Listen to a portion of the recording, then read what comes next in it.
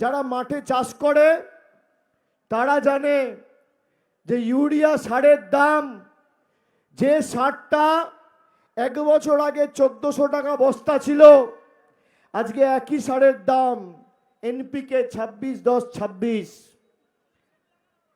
সেখানে আবার মোদির ছবি লাগানো। সেই সারের দাম 1400 টাকার জায়গায় এক বছরে 1850 টাকা বস্তা। আমি ভুল বলছি? আমি ভুল বলছি?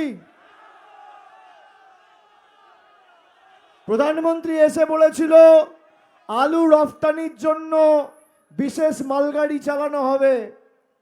2021 সালে বাংলায় হেরে যাওয়ার পর 9 জুলাই 2021-এ মালগাড়ি বন্ধ করে দেয়। 1 মাসের জন্য মালগাড়ি চালিয়েছিল নির্বাচনের প্রতিশ্রুতি ভাঁওতা দিতে।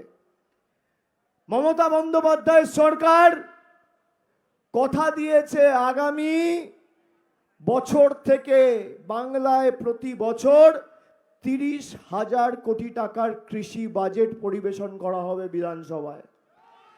বাংলা জুড়ে 50টার বেশি নতুন কোল্ড স্টোরেজ হিমঘর তৈরি হবে।